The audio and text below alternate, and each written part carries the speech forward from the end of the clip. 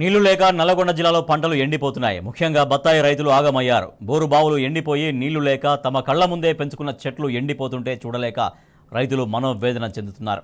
ట్యాంకర్ల ద్వారా నీళ్లందిస్తూ బతికించుకునే ప్రయత్నాలు కూడా విఫలం అవుతుండటంతో దారి లేక ఆ చెట్లను నరికేసుకుంటున్నారు. నల్లగొండ జిల్లాలో బత్తాయి రైతులు పడుతున్న కష్టాలపై మరిన్ని వివరాలు మా ప్రతినిధి రాము అందిస్తారు.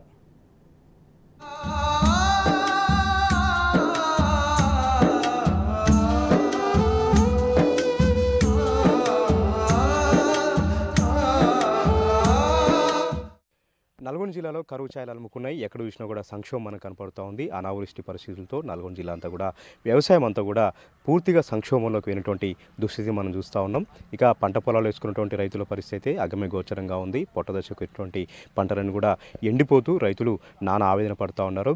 దీంతోపాటు బత్తాయి తోటలకు సంబంధించి కూడా రైతులు చాలా ఇబ్బందులు పడుతున్నటువంటి పరిస్థితి ఉమ్మడి నల్గొండ జిల్లా వ్యాప్తంగా ఉంది. ఒకప్పుడు నల్గొండ జిల్లా అంటేనే బత్తాయి తోటలు మనకు గుర్తొచ్చేది. రాష్ట్రంలోనే అత్యధిక బత్తాయి తోటలు పండించినటువంటి జిల్లాగా నల్గొండ జిల్లా రికార్డులోకి ఎక్కింది. ఇక్కడ పండించినటువంటి బత్తాయిలు పూణే, బొంబాయి, ఢిల్లీ వరకు కూడా ఎగుమతి అవుతూ లాభాలు గడించేవారు ఒకప్పుడు రైతులు. కానీ ఇప్పుడున్న పరిస్థితుల్లో బత్తాయి తోటలన్నీ కూడా కుదిబండగా మారింది. ప్రస్తుతం మనం విజువల్స్లో చూస్తూ ఉన్నాం. బత్తాయి తోటలు గిట్టుబాటు లేక, బత్తాయి తోటలకు సంబంధించి కూడా నీళ్లు లేక భూగర్భ జలాలని కూడా ఎండిపోయి బత్తాయి తోటలను నరుక్కున్నటువంటి పరిస్థితి కూడా మనం విజువల్స్లో చూస్తూ ఉన్నాం. ఇది నిన్న మొన్నటి వరకు కూడా పచ్చగా ఉన్నటువంటి బత్తాయి తోటలు.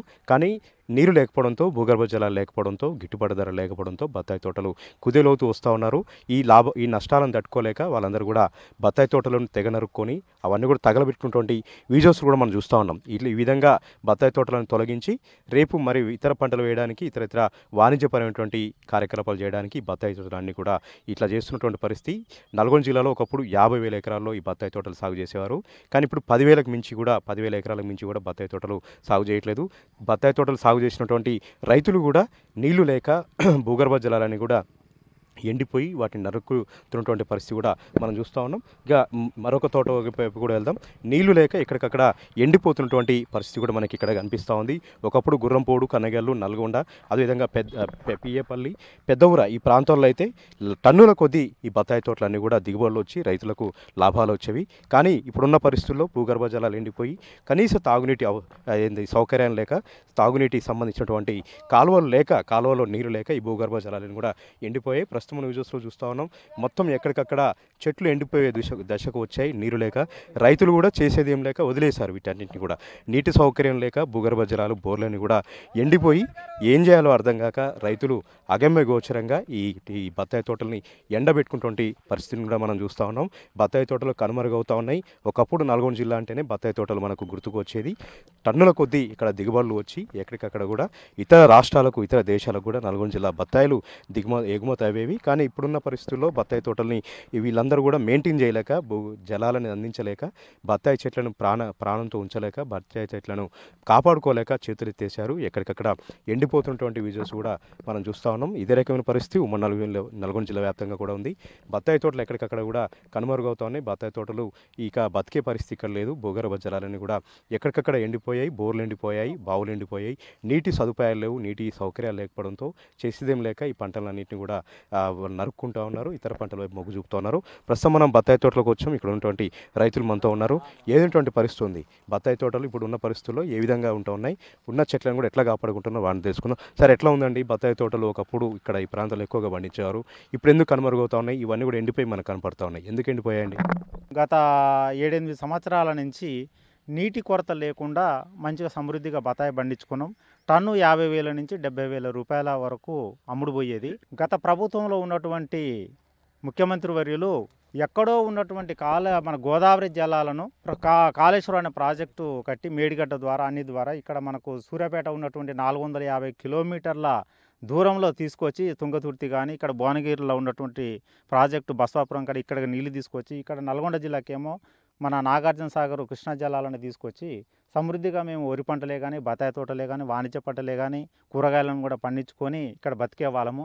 ఈ సంవత్సరము కాలము సరిగా లేక, తర్వాత కాళేశ్వరం మేడిగడ్డ అనేది నీళ్లు ఇక్కడ లేక ఇప్పుడు గెలిచినటువంటి కాంగ్రెస్ గవర్నమెంటు రైతు పక్షపాతి కాకుండా రైతుల మీద కక్షతోటి ఇక్కడ ఉన్నటువంటి రైతులను, మనకు తెలంగాణ జిల్లాలోనూ 65 లక్షల మంది రైతులను ఉన్నాం. కానీ 1,00,000 ఉన్నటువంటి ప్రభుత్వ ఉద్యోగుల మీద ప్రేమతోటి వాళ్లకు నెలనాడు 1వ తారీఖున జీతాలు ఇస్తున్నాం. మాకు మాత్రం మాకు ఇస్తున్నటువంటి మా దగ్గర పెట్టినటువంటి కూడును కూడా ఎగగొట్టి నేను గెలవంగానే డిసెంబర్ 9వ తారీఖు నాడు మీకు రైతు బంధు చేస్తానని హామీలు ఇచ్చి దొంగ హామీలు ఇచ్చి ఇక్కడ అధికారం ఎక్కిండు. కానీ ఎక్కినటువంటి నాయకుడు అన్ని పల్లగొని మాటలు చెప్తుండే ఏం నా అధికార కాంక్ష వాళ్ళకు దానికే ఆయన అయ్యి ఇప్పుడు ఏముందంటే ఏం లేదు, నీళ్లు లేవు, నిధులు లేవు, ఏది లేదు. మా మీద కక్షతోటి నీళ్లు లేకుండా కాలువ మాకు పోయినసారి ఉన్నటువంటి గవర్నమెంట్ ఎండాకాలంలో కూడా ఇక్కడ నీళ్లు తెచ్చి చెర్లు కుంటలని నింపి అలుగు పోసే స్థితిలో ఉన్నాయి. ఆల్రెడీ పోయిన సంవత్సరం ఎండాకాలం మే నెలలో కూడా అలుగు పోసినాయి. అప్పుడు మాకు నీళ్లు సమృద్ధిగా ఉండి మా పంటలు పండించుకొని మేము ఇంత భోజనం చేసే స్థితిలో మా పిల్లలను ఉన్నతమైన చదువులని చదివించుకునే స్థితిలో ఉంటుంది. ఇప్పుడు మా పిల్లలను కూడా చదివించుకోలేని స్థితిలో ఉన్నాం. నీళ్లు లేక ఈ చెట్లు ఎండిపోతుంటే మేము కంటతడి పెట్టుకునే స్థితిలో ఉంది.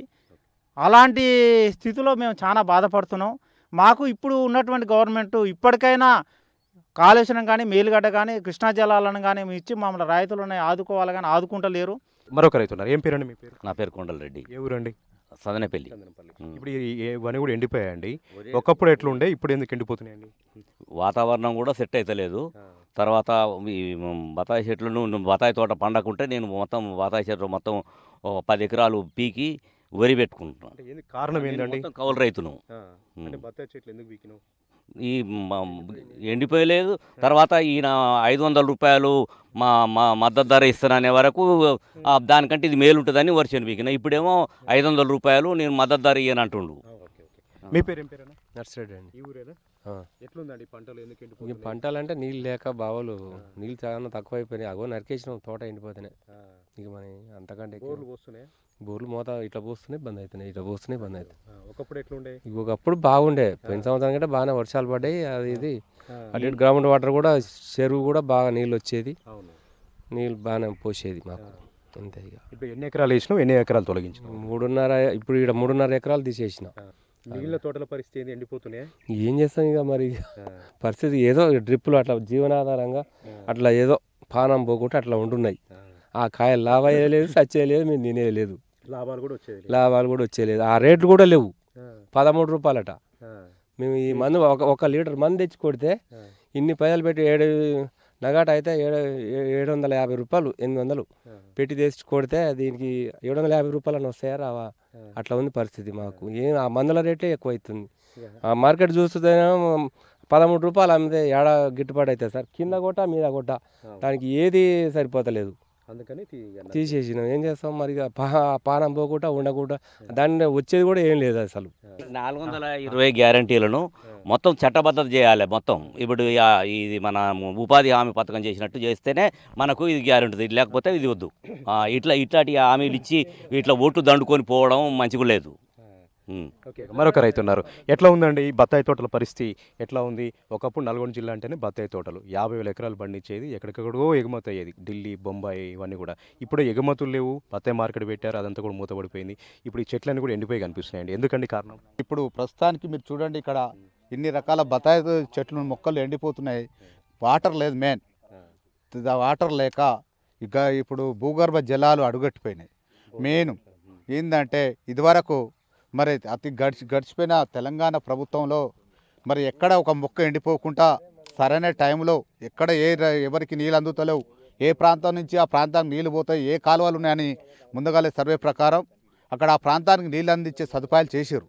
అధికారులు ఉరికొచ్చారు, ఎమ్మెల్యేలు వచ్చారు, చూసి అక్కడ ఏం జరుగుతుందని చెప్పి మా రైతులకు ఒక కంటిలో రెప్పలాగా చూసుకునే గవర్నమెంట్ కోల్పోవటం చాలా బాధాకరమైన విషయం.